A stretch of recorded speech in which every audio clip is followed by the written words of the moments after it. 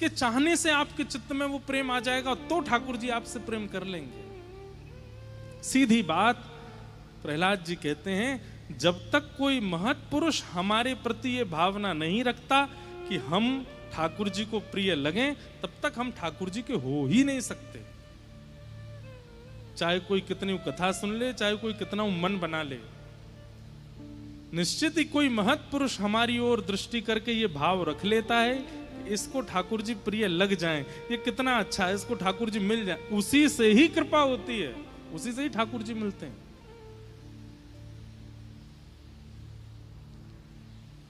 प्रसंग आता है कि सूरदास जी एक बार गिरिराज जी के दर्शन करने जा रहे थे। एक व्यक्ति रहता था गोवर्धन में, वो कभी दर्शन नहीं करता था ठाकुर जी के, केवल बोलता था गिरिराज जी इतने सुंदर हैं, श्रीनाथ जी का श्रृंगार इतना अच्छा है, पोशाक इतनी अच्छी है, अच्छी अच्छी बातें बना बना करके प्रवचन करता था, हजारों लोग सुनते थे, लेकिन स्वयं कभी दर्शन नहीं करता था। सूरदास जी के मन में आया कि खुद तो दर्शन करता नहीं है, केवल दुनिया के प्रति एक मोह प्रकट करने के भाव से प्रवचन करता है। तो एक दिन सूरदास जी ने मन बनाया कि इसको मैं लेके जाऊं। बड़ी कथा है। सूरदास जी ने एक दिन उसका हाथ पकड़ा, बोले चल श्रीनाथ जी का दर्शन करने चल। तो कहते हैं कि वर्षों तक दर्शन नहीं किए उसने, और वर्षों बाद जब सूरदास जी उसको लेकर के मंदिर पहुंचे तो श्रीनाथ जी मंदिर में बोल पड़े, वाह वाह वाह वाह वाह, याकू देखवे के काजे में तो बहुत दिनांते तरस रहे हो, आपने अच्छो कियो सूरदास जी जो याकू लिया है। सूरदास जी बोले जय जय, ये कभी आपको प्रेम भर के देखता भी नहीं है, कभी आपका दर्शन करने भी नहीं आता, केवल संसार को अपनी ओर आकर्षित करने के लिए बनावटी चर्चाएं करता है मंच पे बैठ करके। और आज इसको मैं खींच के जैसे तैसे मंदिर लेके आया तो आपने इसको इतना ऊपर चढ़ा दिया, आप बोल रहे हो कि मैं इसके दर्शन के लिए तरस रहा था। ऐसा कौन सा गुण देख लिया आपने इसमें? तब ठाकुर जी कहते हैं मैंने या में कोई गुण ना देखो, तो फिर बोले तुमने मन बना लिया था कि इसको श्रीनाथ जी के दर्शन करवाने हैं, इसलिए तब से मैं भी प्रतीक्षा कर रहा था ये मेरे सामने आएगा कब। सूरदास जिसको मेरे सामने लाने के लिए बेचैन हो रहा है, मैं भी तो देखूं वो कौन है। इसकी योग्यता नहीं है, लेकिन तुम चाहते थे इसलिए मेरे को इसके दर्शन की अभिलाषा थी। समझ में आई बात? प्रहलाद जी इस बात का स्पष्टीकरण कर रहे हैं। अरे दैत्य बालकों, मैं तो ऐसे कुल में ही नहीं जन्मा हूं कि मुझे ठाकुर जी प्रिय लगे। मैंने तो कभी कथा सत्संग प्रवचन सुना ही नहीं कि मुझे ठाकुर जी प्रिय लगे। तो फिर वो प्रिय लग कैसे गए?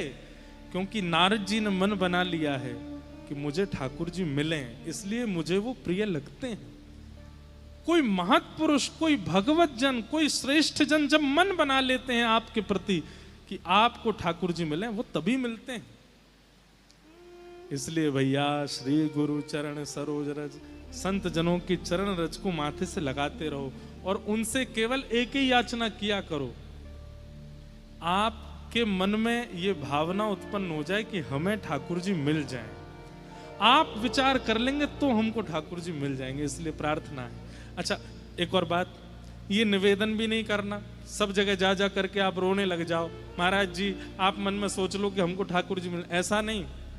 तो एक होता है जिद करके प्रॉपर्टी अपने नाम कराना, और एक होता है कि अपने व्यवहार से, अपने स्वभाव से, अपनी क्रिया से माता पिता का मन मोह लिया, तो माता पिता के मन में आया कि भाई पूरा हिस्सा इसी को देना चाहिए, और उन्होंने बिना कुछ कहे पूरे दस्तावेज पर नाम लिख दिया, बोले सारी प्रॉपर्टी तेरी।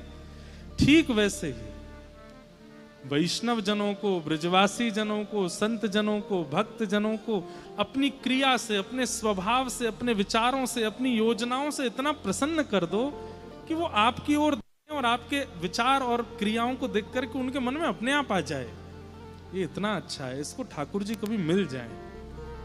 ये विचार उनके चित्त में आ गया, उसी दिन ठाकुर जी मन बना लेंगे मोह याते मिलनो है। क्यों? क्योंकि एक रसिक ने मन बनाया कि मैं याते मिलूं। ये बात कौन कह रहा है? प्रहलाद जी। कितनी ऊंची बात है। ठाकुर जी से भी प्रार्थना नहीं करनी है, किशोरी जी से भी प्रार्थना नहीं करनी है, किसी से प्रार्थना नहीं करनी, बस कथाएं सुन के, सत्संग सुन के अपना निर्माण ऐसा कर लो कि कभी कोई महान भक्त आप पे रीझ जाए।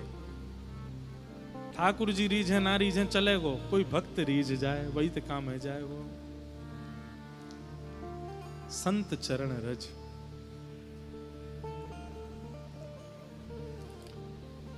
गोस्वामी तुलसीदास जी की कल जन्म जयंती थी।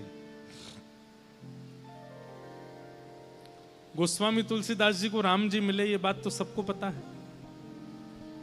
स्वयं श्री हनुमान जी महाराज उनकी रक्षा में रहते थे कि कोई इन पर आंच ना आ जाए। स्वयं देवादिदेव महादेव काशी विश्वनाथ इतना प्रेम करते थे गोस्वामी तुलसीदास जी से। लेकिन कभी गोस्वामी तुलसीदास जी के जीवन चरित्र को आपने देखा? उनका जीवन कैसा था, उनका भाव कैसा था? एक प्रसंग आता है, एक बार गोस्वामी तुलसीदास जी वृंदावन आए तो वृंदावन में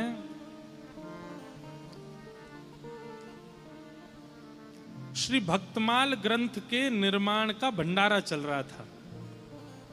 श्री नाभा गोस्वामी जी ने भक्तमाल ग्रंथ की रचना करने के बाद जरा भंडारा किया वृंदावन में। उसमें भारतवर्ष के सब संत आए, उसमें फिर गोस्वामी तुलसीदास जी भी आए। तो जैसे आप सब लोग इतनी संख्या में बैठे हैं, ऐसे ही गोस्वामी जी भी आए तो इतनी संख्या में भीड़ बैठी थी तो पीछे ही बैठ गए, सबसे पीछे बैठ गए गोस्वामी तुलसीदास जी महाराज। कहते हैं कि जब सामग्री परोसने का समय आया तो खीर परोस रहे थे सबको। तो आज भी वृंदावन में ऐसा नियम है कि जब कहीं जरा भंडारा होता है ना तो संत जन अपने अपने टिफिन लेके जाते हैं, अपने अपने छोटे छोटे टिफिन ले जाते हैं। बाकी सब सामग्री तो वहीं पाके आते हैं, खीर उसमें भरवा के लाते हैं और फिर उसको प्रेम से सुबह पालेंगे फिर रात में पालेंगे, थोड़ी थोड़ी ठंडी करके पाते हैं। तो खीर परोस रहे थे सब, अपने अपना बर्तन आगे करके उसमें खीर ले रहे थे। वहीं गोस्वामी तुलसीदास जी के पास जब खीर परोसने वाले पहुंचे, उन्होंने कही कहाँ है तुम्हारा बर्तन, कहाँ है बर्तन लाओ। तो गोस्वामी जी के पास तो बर्तन था नहीं। सोचने लगे क्या करें, अरे जल्दी करो भाई, अपना बर्तन आगे करो। तो कहते हैं कि गोस्वामी तुलसीदास जी ने देखा कि इतने रसिक संत जन वहां बैठे, उनके सबकी पादुकाएं बाहर उतरी हुई हैं। उनमें किसी महापुरुष की पादुका जूते की आकृति में थी, उसमें थोड़ा अवकाश था। तो वही पादुका लेकर के आए और आगे करके बोले इसमें दे दो खीर, या में कर दो। तो जो खीर परोस रहे थे वो गुस्सा हो गए, अरे पात्र नहीं लेके आए हो, और ये क्या किसी महाराज की जो पादुका उठा करके कह रहे हो इसमें दे दो। तो कहने लगे नहीं भैया हमको इसी में ही दे दो, हमको इसी में ही पान करना है। अरे ऐसे कैसे दे दें, इसमें ये अपवित्र है, ये ऐसा। अरे नहीं नहीं ऐसा मत बोलिए, इस जूती का कितना बड़ा सौभाग्य है। एक तो ये व्रजरज में रही है, 24 घंटा ब्रज की रज इसको लगती रहती है। वो ब्रजरज जिसमें श्री कृष्ण श्री किशोरी जी अपने अपने निरावृत चरणों से विचरण करते हैं, वो ब्रजरज इसको अंकित कर चुकी है। दूसरा, कोई महापुरुष इसको धारण करता होगा, उसके चित्त में प्रिया प्रियतम विराजमान होंगे, वो प्रिया प्रियतम को विराजमान करके चलता होगा। नीचे से ब्रजरज लगती होगी, ऊपर से उस महत्पुरुष की चरण रज लगती होगी। ये तो महापवित्र, इससे पवित्र पात्र तो हो ही नहीं सकता। अब तो मेरी भी हट है कि मैं इसी में ही खीर पीऊंगा। गोस्वामी तुलसीदास जी ये बात दूर खड़े श्री नाभाजी सुन रहे थे, जिन्होंने भक्तमाल की रचना की।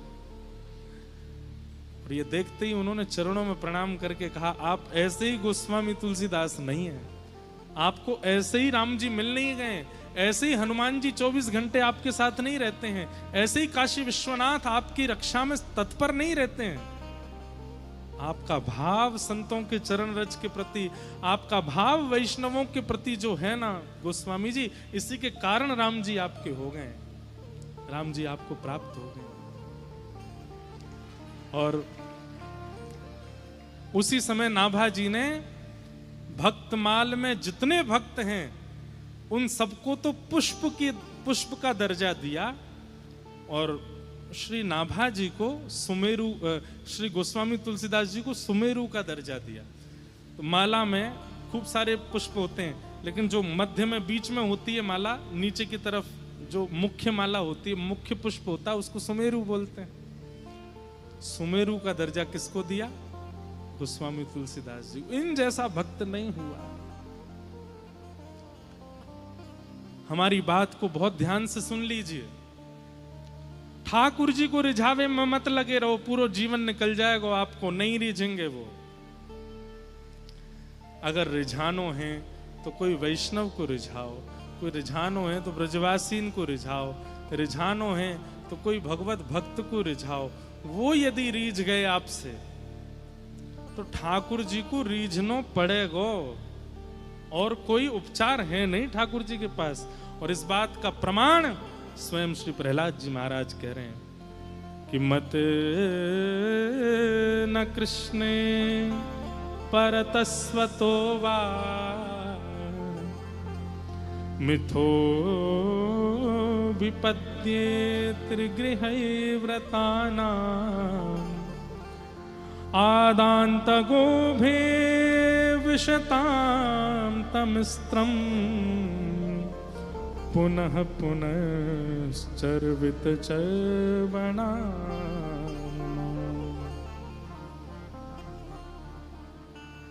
इसलिए किसी भक्त को रिझाओ, प्रयास करो कि हमारे भाव से, स्वभाव से, विचार से कोई रसिक हम पर रीझ जाए, वो हमसे प्रसन्न हो जाए। और वो प्रसन्न है गए तो ठाकुर जी को प्रसन्न होना पड़ेगा, ठाकुर जी को रीझना पड़ेगा।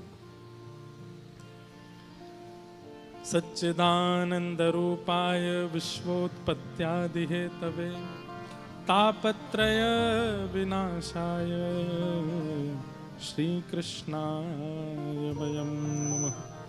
ऐसे श्री कृष्ण को हम बारंबार प्रणाम करते हैं, जो सत्य, चैतन्य और आनंद के स्वरूप हैं, जो उत्पत्ति, पालन और प्रलय करते हैं, जो आदि दैविक, आदि भौतिक, आध्यात्मिक तापों का विनाश करते हैं। ऐसे श्री कृष्ण को हम बारंबार प्रणाम करते हैं। अब यहां से कथा इस प्रकार है कि नैमिषारण्य क्षेत्र में 88,000 सौनकादि ऋषि मानव कल्याण के लिए यज्ञ कर रहे थे, लेकिन उस यज्ञ से मानव कल्याण होना नहीं था। तभी वहां सूत जी का आगमन हुआ, और एक विद्वान को देखकर के सब ऋषियों ने मन में विचार किया कि मानव कल्याण का साधन इनसे पूछते हैं कि कैसे होगा। बंधु, एक बात बताइए, कल्याण इज इक्वल टू क्या? आप कल्याण किसको मानते हो?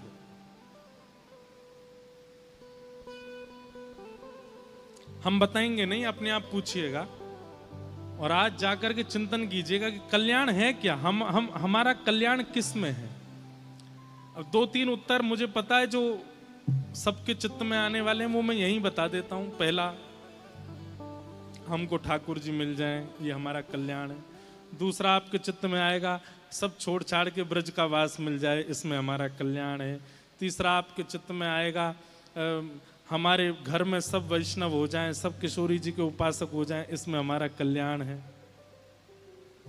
नहीं, मूल कल्याण कहते किसको है? हमारा कल्याण, हमने पहले कई कथाओं में इसका उत्तर दिया है। मानव कल्याण है क्या, इस पर विचार करो। अब एक तो इतनी संख्या में हो आप कि हम आपको टेस्ट भी नहीं दे सकते कि कल लिख के लाना, और कितनों का पढ़ूंगा मैं, किस किस का पढ़ूंगा। लेकिन फिर भी आप लोग अपनी परिभाषा लिख के लाना कि मानव कल्याण किसे कहते हैं, मानव का कल्याण किस में है। अब इसमें कई उत्तर और भी आ रहे हैं मेरे मन में। कई लोग सोचेंगे दूसरों की सहायता करना, इसको कल्याण कहेंगे। गरीब लोगों की सहायता करना, इसको कल्याण कहेंगे। आपको पता है ये सब रावण भी करता था, ये सब कंस भी कर देता था, ये सब हिरण्यकश्यप भी कर लेता था। इसलिए कोई एक ऐसा ठोस उत्तर लिख करके लाइए कि मानव कल्याण कहते किसको है, हमारा कल्याण है किसमें। और यदि कोई उत्तर समझ में ना आ रहा हो तो 7 दिन कथा सुनना, इसमें उत्तर मिलेगा कि कल्याण कहते किसको, कल्याण है क्या। तो मानव कल्याण के लिए सौनकादि ऋषि तप कर रहे थे, लेकिन तभी सूत जी का आगमन हुआ और सूत जी से सौनकादि ऋषियों ने ये प्रश्न किए और प्रश्न करते हुए कहा कि भगवान,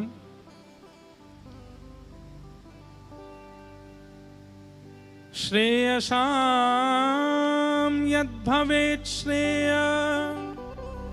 पावनानां च पावनम कृष्ण प्राप्ति करम सस्व साधनम तद्वदाधुना। क्या प्रश्न किया? श्रेष्ठ से श्रेष्ठ, पवित्र से पवित्र और जल्दी से जल्दी कृष्ण प्राप्ति का साधन क्या है, कृपा करके हमको बताओ। सौनकादि ऋषियों ने क्या प्रश्न किया? श्रेष्ठ से श्रेष्ठ, पवित्र से पवित्र कृष्ण प्राप्ति करने का साधन क्या है, कृपा करके हमको ये बताओ। सूत जी महाराज प्रश्न सुनकर के आनंदित हो गए और आनंदित होकर के बोले कि हे सौनकादि ऋषियों, आपने जो प्रश्न किया है ये बहुत उत्तम प्रश्न है। भगवत प्राप्ति का आपने साधन पूछा है। भगवत प्राप्ति का साधन इस पूरे ब्रह्मांड में केवल एक है। बोले क्या? तब कहते हैं कालव्याल मुखग्रास त्रास निर्णास हेतवे श्रीमद्भागवतम शास्त्र कलौ के भाषितम्। भागवत शास्त्र, श्रीमद् भागवत में जो मार्ग बताया गया, जो नियम बताया गया, जो विधि बताई गई, वही भगवत प्राप्ति का साधन है। इस बात को गांठ बांध लीजिएगा। क्षमा प्रार्थी होकर के एक बात हम कहें, कई बार कई लोग कहते हैं हमसे किसी ने ऐसा कहा कि वहां ऐसा लिखा है और आप महाराज जी कथा में भागवत जी का ये बात, तो हमें क्या मानना चाहिए? अब आप बिना मंच के अगर हमसे कुछ भी पूछेंगे तो हम उत्तर कुछ और दे सकते हैं, पर मंच पर बैठ कर के आपको स्पष्ट रूप से कह दें, कहीं भी कुछ भी लिखा है, कहीं भी कोई भी बात कही है, किसी ने कुछ भी कहा है, सबको सुन लीजिए, लेकिन मानिए केवल और केवल और केवल श्रीमद् भागवत के। श्रीमद् भागवत में जो मार्ग है, श्रीमद् भागवत में जो विधि है, श्रीमद् भागवत में जो नियम है, उसी से भगवत प्राप्ति होगी, ये निश्चित है। यहां सूत जी महाराज बता रहे हैं। हमारे स्वामी श्री हरदास जी महाराज के परंपरा में ज्यादा विधि विधानों को, ज्यादा नियमों को प्रायोरिटी नहीं दी गई, लेकिन वहां पर भी स्वामी श्री हरदास जी आज्ञा देते हैं कि भागवत जी तो सुननी है, श्रीमद् भागवत जी का पठन पाठन और श्रवण करना है। सूरदास जी महाराज कहते हैं, पढ़िए सुनिए भगति भागवत और कहा कछु कीजय, मन रे कृष्ण नाम कह लीजय। पढ़िए सुनिए भगति भागवत और कहा कछु कीजय, मन रे कृष्ण नाम कह लीजय। सूरदास प्रभु शरण ताकिए, वृथा काहे जीजे, मन रे कृष्ण नाम कह लीजिए। सूरदास जी भी आज्ञा करते हैं, मतलब वल्लभ कुल में भी यही आज्ञा की गई है, हमारे रामानुज परंपरा में भी यही आज्ञा की गई है, हरिदास परंपरा में भी यही आज्ञा की गई है। सब परंपराओं में उनके विशिष्ट ग्रंथों के पठन पाठन का नियम होगा, लेकिन सब जगह आज्ञा की गई है कि भागवत जी के सिद्धांत को मानिए, क्योंकि भागवत सिद्धांत से ही आपको भगवत प्राप्ति होगी। वही बात यहां पर कह रहे हैं। सौनकादि ऋषि कहने लगे, बोले महाराज जी भागवत का थोड़ा सा हमको महात्म्य सुना दीजिए, भागवत की हमको थोड़ी विशेषता बता दीजिए। तो यहां भागवत जी का महात्म्य सुनाया गया। एक बार की बात है, नारद जी महाराज पूरी पृथ्वी पर भ्रमण करते हुए, सब जगह दुखी होते हुए जैसे बद्रीनाथ पहुंचे, तो बद्रीनाथ में सनक सनंदन सनातन सनत कुमारों ने नारद जी से कहा, हे नारद जी, आप इतने दुखी क्यों हो, क्या बात है? तब नारद जी ने कहा कि मैं पूरी पृथ्वी पर भ्रमण करता हुआ जब वृंदावन पहुंचा, सब जगह तो मेरे चित्त को अशांति का अनुभव हुआ, लेकिन केवल वृंदावन था जहां मुझे सुख मिला। लेकिन उस वृंदावन में भी मैंने एक आश्चर्य देखा। क्या? कि एक परम युवती है, परम युवा कन्या है, लेकिन उसकी गोद में दो वृद्ध लेटे हुए हैं। और युवा की गोद में दो वृद्धों का लेटना यह शुभ संकेत नहीं है। तो मैंने पूछा, देवी तुम कौन हो, इतनी युवा हो और तुम्हारी गोद में ये दो वृद्ध कौन लेटे हैं? तब उसने अपना परिचय देते हुए कहा कि मैं भक्ति हूं और ये दोनों मेरे पुत्र हैं, ज्ञान और वैराग्य। पहले तो मैं आश्चर्यचकित हुआ कि युवा की गोद में दो वृद्ध, बाद में मैं आश्चर्यचकित हुआ कि युवा मां है और ये वृद्ध दोनों बालक हैं। कैसे हो सकता है ऐसा? बंधुओं, भक्ति सबके चित्त में है। अभी कहना तो नहीं चाहिए, पर एक विमान यात्रा में मैं था, विदेश का ही था। तो मेरे बगल में एक माता जी बैठी थी, कहीं वो सुन रही हो तो अच्छी बात है। तो मैं जैसे ही विमान में आया, गिरधर लाल जी संग में थे, तो मेरे को उन्होंने प्रणाम किया, पैर छुए। मैंने कहा चलो अच्छा है, 10-12 घंटे कोई विदेशी नहीं है बगल में, नहीं तो कुछ भी खाते हैं। मैंने कहा पैर वैर छू रही हैं, प्रणाम कर रही हैं, तो सद्विचार वाली होंगी। मैं जब बैठ गया तो मुझसे बोली, आप बिल्कुल कंफर्टेबल ही रहिएगा, कोई इसमें कौन है? मैंने कि इसमें हमारे ठाकुर जी। अच्छा अच्छा ठीक। जैसे ही विमान थोड़ी देर उड़ा, थोड़ी देर बाद मेरी थोड़ी सी झपकी लगी। जब आंख खोल करके देखा तो माता जी तो पीला वाला पानी पी रही मेरे बगल में बैठ के। अब मैं उनकी ओर देखूं और वो मेरे को बिल्कुल ना देखें, और पीती जा रही है चुपचाप। मैंने बहुत बढ़िया। मैं लाल जी, कई बार विदेशी होते हैं ना, वे लोग पूछ लेते हैं कि आप कहीं अनकंफर्टेबल तो नहीं अगर मैं कुछ ऐसा खाऊं या पीऊं तो। मैंने कहा ये तो भारतीय हैं, प्रणाम भी कर रही थी मुझको। मुझे भाई समझ ही गई होंगी, तभी तो पता होते हुए भी कि बगल में ठाकुर जी विराजमान है, फिर भी एक बार भी इनके चित्त में ऐसी भावना नहीं आई। हम कैसे कर सकते हैं? संसार बड़ा विचित्र है बंधुओं, थोड़ा भ्रमण किया कीजिए, पता चलेगा आपको। हमारे शास्त्र आज्ञा करते हैं, भ्रमणात् पूज्यते विप्रः। कई बार पढ़ने से सुनने से उतना नॉलेज नहीं होती जितना घूमने से हो जाती है। इसलिए हमने उस दिन ये बात मान ली कि हर प्रणाम करने वाला व्यक्ति शुद्ध है, ये आवश्यक नहीं है। हाथ जोड़ने वाला, तिलक लगाने वाला, नतमस्तक होने वाला व्यक्ति पवित्र है, ये जरूरी नहीं है। भक्ति नाटक बहुत लोग कर लेते हैं। और आजकल एक बात बोल दें, नाटक बहुत ज्यादा होने लगा है, क्योंकि सोशल मीडिया पर भक्ति ट्रेंड करती है। लेकिन कभी कभी मेरे मन में आता है कि चलो ठीक है, नाटक सही कर रहे हो, कभी ठाकुर जी के मन में अगर आ गया तो आपका नाटक ही सत्य में परिवर्तित हो जाएगा। अभी मैं एक दिन ऑस्ट्रेलिया में एक कथा सुना रहा था कि गुजरात में एक व्यक्ति नरसिंह मेहता का रोल करता था मंच पे आकर के। वो नरसिंह मेहता जैसा उसके अंदर कुछ भी नहीं था, बैक स्टेज जाकर के खूब पीता था, खूब खाता था, लेकिन मंच पे आकर के नरसिंह मेहता जैसे कपड़े, नरसिंह मेहता जैसा एक तारा, नरसिंह मेहता जैसा तिलक, और कभी कभी तो वो वैसा ही विलाप करने लगता था जैसे नरसिंह मेहता विलाप करते थे।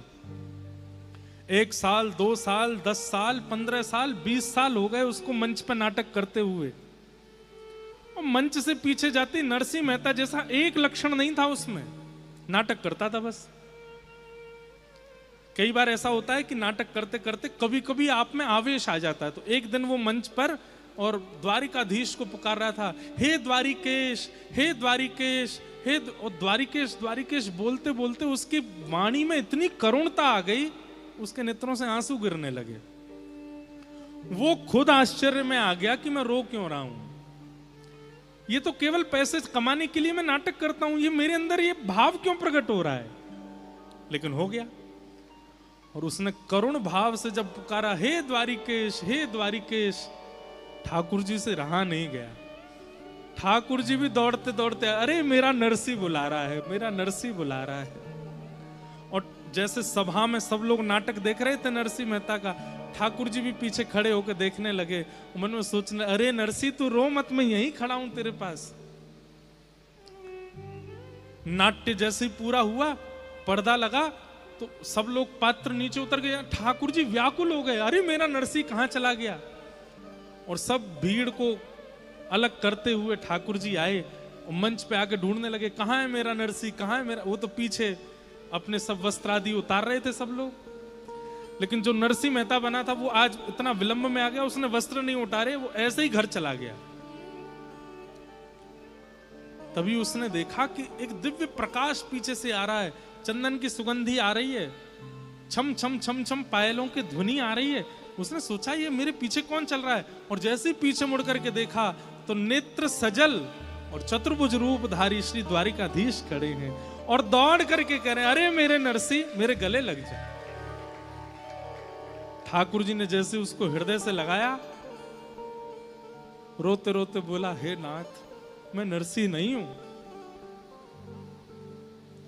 ठाकुर जी ने कहा, तू नरसी नहीं है। तो उसने अपना वास्तविक नाम बताया। इतना सुनते ही ठाकुर जी व्याकुलता में अंतर ध्यान हो गए। उस दिन उसको इतनी ग्लानि हुई, पहले तो बहुत रोया, ढूंढा, ठाकुर जी नहीं मिले। फिर मन में भाव आया, मैं जीवन भर केवल नाटक करता रहा नरसी मेहता का, और उस नाटक में केवल नाट्य करने से, जिसका मैं पैसा लेता हूं, उसके वजह से मुझे ठाकुर जी मिल गए। अगर मैंने जीवन में एक लक्षण भी नरसी मेहता का ले आया होता तो ठाकुर जी कब के मिल गए होते, मेरे पास ही रुक जाते, मुझे संगे ले जाते, ऐसे ऐसे मिलकर के बिछोड़ नहीं जाते। कभी कभी मेरे मन में आता है, जब मैं देखता हूं कि लोग बाग केवल नाटक कर रहे हैं, भक्ति है नहीं, तो मन में आता है, ठीक है, नाटक में ही सही, कोई और तो नहीं कर रहे, भक्ति तो कर रहे हैं, करने दो। क्या पता एक दिन ये नाटक वास्तविकता में परिवर्तित हो जाए। और श्री राधा रमन लाल जी, आप तो केवल वीडियो के लिए चिल्ला रहे थे, हे राधा रमन, हे राधा रमन, हे राधा रमन। क्या पता ठाकुर जी को आपका वो स्वर इतना प्रिय लग जाए कि वीडियो तो भूल जाए, ठाकुर जी स्वयं प्रकट हो जाए, अरे भैया इतना मत पुकारे, मैं आ गया तेरे सामने, मिल रहे मोते। क्या पता वो नाटक कभी वास्तविकता में परिवर्तित हो जाए, इसलिए करने दो, कर भी रहे तो। लेकिन कहीं अगर ठाकुर जी नहीं आए तो जीवन भर नाटक में ही निकल जाएगा ना, जीवन व्यर्थ हो जाएगा पूरा। इसके लिए अगर आप इस कथा में बैठे हैं तो मानो ठाकुर जी आपको संकेत दिला रहे हैं। भक्ति ज्ञान और वैराग्य के पुट के साथ में कीजिए, क्योंकि भक्ति मां है और ज्ञान वैराग्य उसके बालक हैं। ब्रह्मांड में कोई भी मां तब तक प्रसन्न नहीं हो सकती जब तक उसके बालक प्रसन्न ना हो। हम लोगों के अंदर ज्ञान के नाम पर शून्यता, वैराग्य के नाम पर शून्यता, और भक्ति के नाम पे हम 1000 नंबर ले आते हैं। भक्ति हम में खूब है, लेकिन ज्ञान शून्य, वैराग्य शून्य।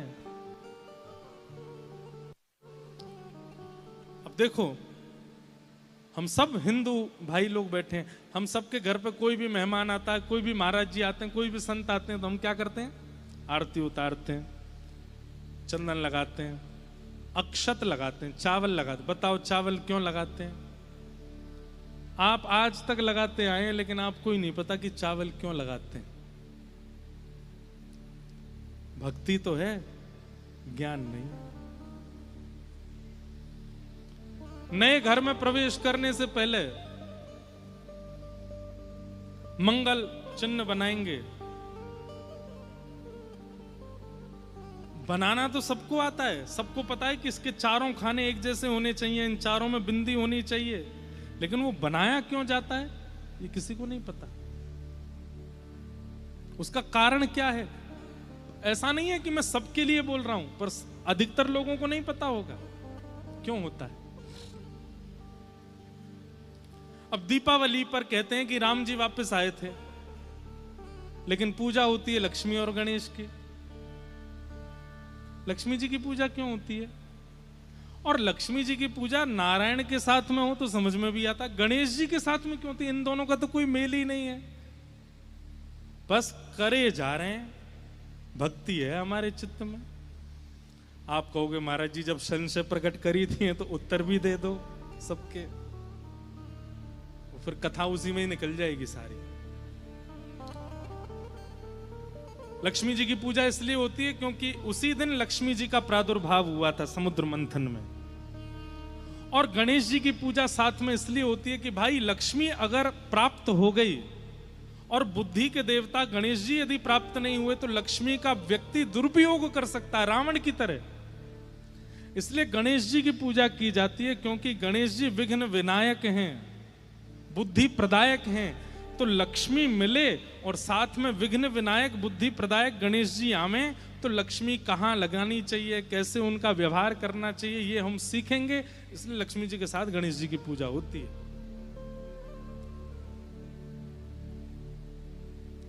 अक्षत किसी के माथे पर इसलिए लगाया जाता है, तिलक लगा करके हम उसका स्वागत चिन्ह करते हैं। हमारे शास्त्रों में नियम है कि माथा सूना नहीं रहना चाहिए। सूना माथा देखने से पुण्य नष्ट होते हैं। अब जो रखता है सूना माथा उसका तो क्या ही होता होगा।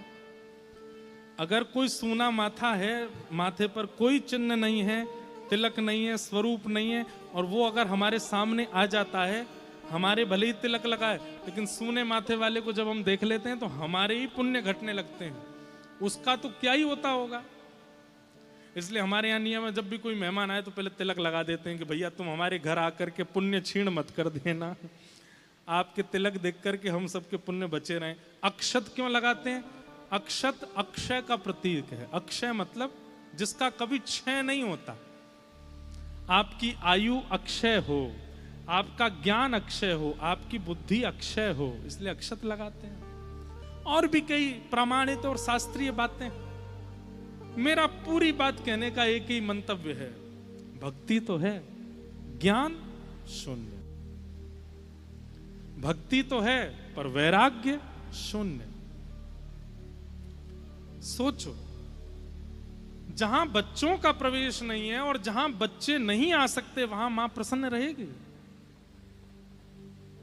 इसीलिए हम लोग भक्ति तो करते हैं, भजन तो करते हैं, लेकिन हमारे भक्ति में, हमारे भजन में ज्ञान नहीं है। अब कई लोग ऐसा कहेंगे महाराज जी वृंदावनी भक्ति में तो, प्रेम लक्षणा भक्ति में तो ज्ञान की आवश्यकता नहीं होती, वैराग्य की। ये सब बातें कहने की हैं। हमारी बात बहुत ध्यान से सुनिएगा। वृंदावनी भक्ति में प्रेम प्रधान होता है, लेकिन ऐसा नहीं है कि वहां के प्रेमी में ज्ञान नहीं है। ज्ञान है पर ज्ञान दिखेगा नहीं। जैसे ब्रज की गोपियां, यादोहने बहनने मथनोपलेप प्रेंखनार भरुदितो क्षण मार्जनादौ। ब्रज की गोपियां पढ़ी लिखी नहीं है, क्या करती हैं? गोबर का लेपन करती हैं, अपने घरों में दही मथती हैं, जमुना जल भरने जाती हैं, गैया का दूध काढ़ती हैं, यही आता बस उनको, इसके अलावा कुछ नहीं है। लेकिन ज्ञान,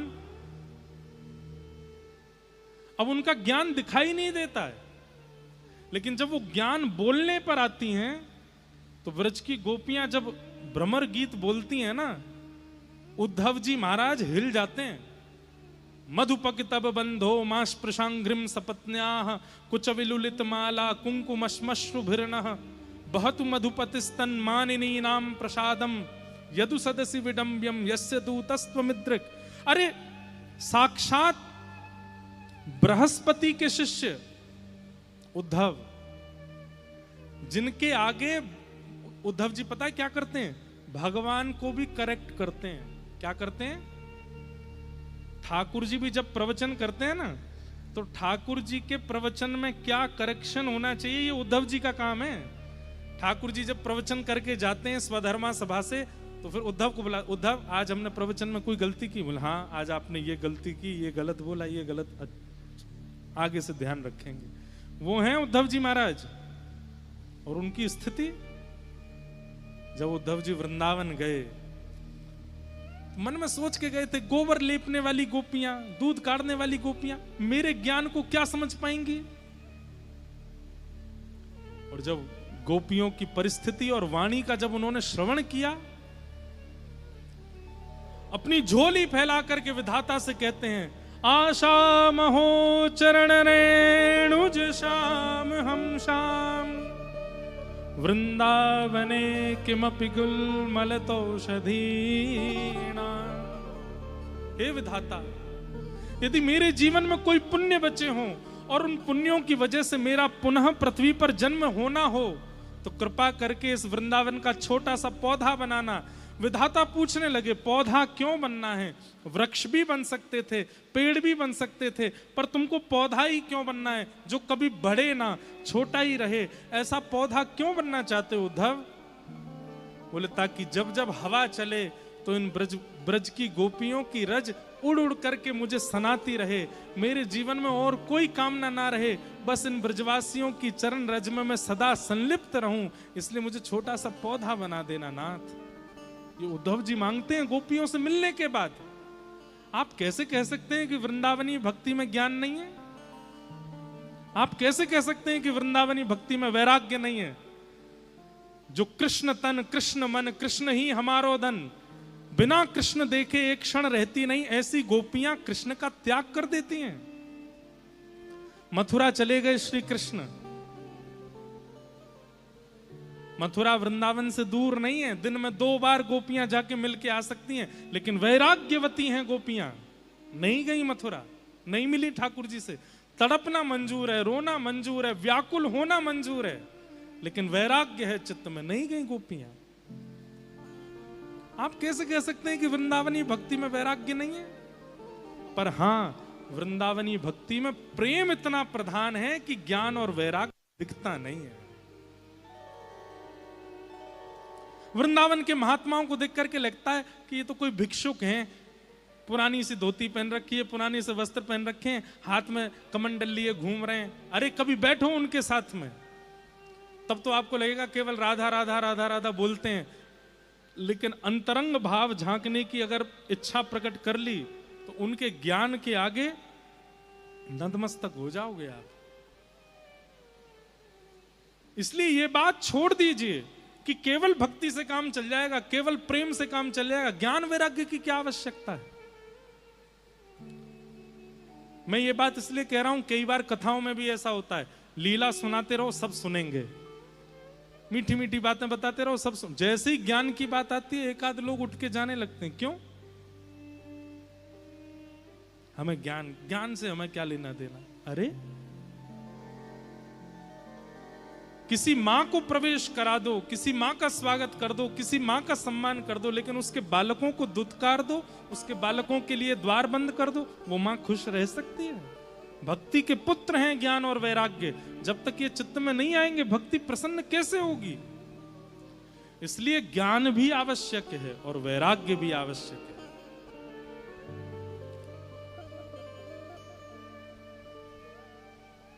आप ब्रज की गोपियों को कम ज्ञानी मत समझिए।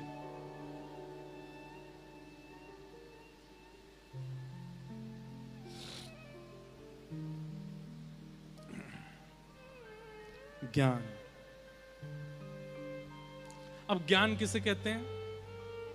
सही और गलत की पहचान, यही ज्ञान। सद और असद की नॉलेज होना, यही ज्ञान है। और फिर सद को स्वीकार करना, असद का त्याग करना, इसको ज्ञान कहते हैं। और ये ज्ञान कहां से आता है? सत्संग से आता है, महज्जनों की वाणी सुनने से आता है, कथा सुनने से आता है, प्रवचन सुनने से आता है, नित्य सत्संग करने से आता है। ऐसा ज्ञान पोथियां पढ़ने से नहीं आएगा। कबीरदास जी को आप ज्ञानी कहते हो कि नहीं कहते? कबीरदास जी को ज्ञानी कहते हो, लेकिन कबीरदास जी से तो हस्ताक्षर करने भी नहीं आते थे। अगर कोई ग्रंथ खोल करके रख दिया जाए तो कबीरदास जी पढ़ भी नहीं सकते थे, लेकिन कबीरदास जी के जो भाव हैं उनके ऊपर पूरा विश्व नतमस्तक हो जाता है।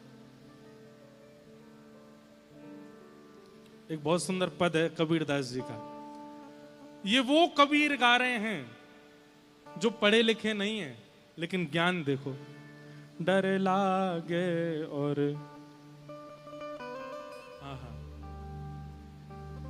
अजब जमाना आया रे, डर लागे और हंसी आवे, अजब जमाना आया रे, डर लागे और हंसी आवे, अजब जमाना आया रे, डर लागे और हंसी आवे, अजब जमाना आया रे। बहुत सुंदर पद है। डर लागे और हंसी आवे, अजब जमाना आया रे, डर लागे और हंसी आवे, अजब जमाना। क्या कह रहे हैं? कैसा जमाना है? कथा होत तहां श्रोता सोवे, कथा होत तहां श्रोता सोवे, वक्ता मूड पछाया रे, वक्ता मूड पछाया रे। लेकिन एक बात बोलूं, हे कबीरदास जी, यदि आप देख रहे हो मेरी कथा के श्रोता नहीं सोते हैं, ये सब जगह रहते हैं। हाँ, आज से पहले जब हम 3-4 साल पहले कथा करते तब सोते थे। अरे महाराज, कैसे कैसे श्रोता हमने देखे, हम क्या बताएं आपको। एक माता जी आई मंच पे, तो कभी कोई दक्षिणा धर देते हैं यहाँ पे, तो मुझे 500 का नोट यहाँ धर दिया जी। तो फिर मेरे आगे हाथ जोड़ खड़ी रही। मैंने क्या हुआ? बोले खुले खुले के छुट्टे दे दो। मैं जय हो मैया, में काय को देवे? मैंने कि तुम 500 मुझे देने आई थी कि छुट्टे लेने आई थी? नहीं, 400 वापस कर दो, 100 ही देने थे आपको। तो मैंने कि आज अपनी वैल्यू पता चली। ले भाई 400 रुपया ले जाओ, आइसक्रीम खा लेना। ऐसे ऐसे श्रोता आए कथा में। सोफा पे बैठने वालों को तो मैं देखता ही नहीं हूं, क्योंकि आधे तो लुढ़के पड़े मिलते हैं मेरे को, लेकिन यहां नहीं है। सब जग रहे हो ना रे भैया, हो जगे रहो, सोना नहीं। हाँ, कबीरदास जी कहते हैं डर लागे और हंसी आवे, अजब जमाना आया रे। गाओ सब लोग। डर लागे और हंसी आवे। इनसे तेज आवाज होनी चाहिए आप। अब एक बात सुनो, ये हमारे प्रेम जी और दूसरे ज्ञान, इनसे आपका कंपटीशन है 7 दिन तक। ये दोनों माइक पे चढ़ चढ़ के गाएंगे, आपको इनसे तेज ही रखनी है अपनी आवाज, ठीक है? बस ये याद रखना है, आपने इनको हरा दिया तो ठाकुर जी आपको मिल जाएंगे, ठीक है? बस इतना याद रखना कि ताल में गाना। कहीं बेताल हो गए तो फिर इनको ही मिल जाएंगे ठाकुर जी फिर तो।